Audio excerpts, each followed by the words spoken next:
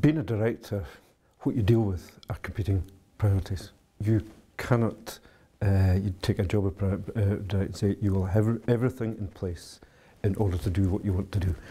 If you've got that, you have no dreams. What you do is you have in place a finite amount of resource.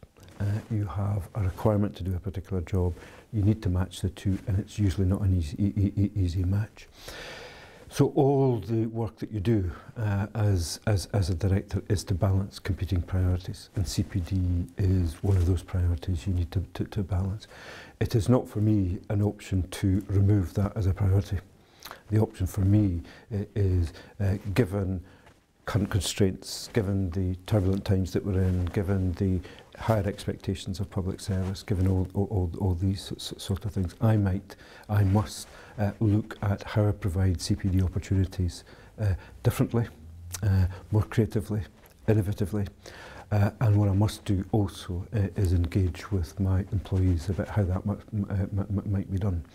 And it might be a partnership. There might be particular opportunities and we say, well, okay, you know, we'll pay 50%, you pay 50%. There's all sorts of possibilities as far. But removing it as a priority isn't an option. Dealing with it as one of many competing priorities is what I do.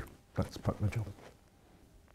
I mean, GCVS have some concerns about how CLD workers are being supported in the city at the moment.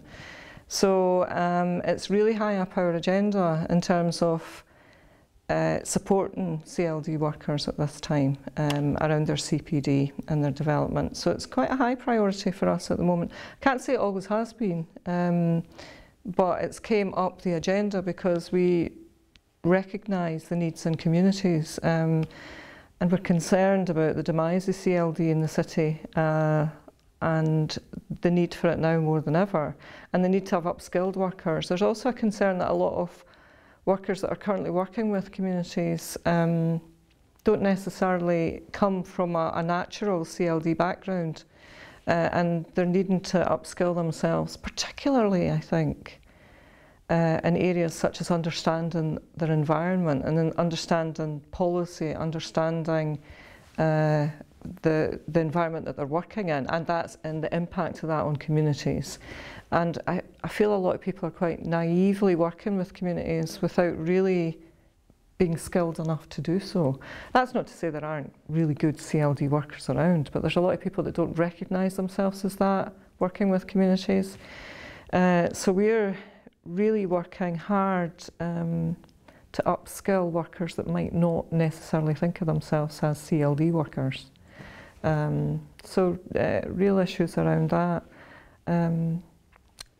In terms of values and things, I mean, I think a lot of CLD workers have not come from the value base of empowering communities. And one of the concerns that GCVS has, and certainly I have personally, is there's a lot of commitment to trying to consult with people and engage people, but not necessarily empowering people and not necessarily working on the community's agenda. It's more about consulting on our agenda or engaging in our agenda, you know, or something that we want to do, as opposed to actually working directly with communities, geographical communities or communities of interest, about what they want. Which kind of fits in with all that co-production idea and self-determination. You really need to empower communities to be able to do that, instead of always trying to engage them in our agenda.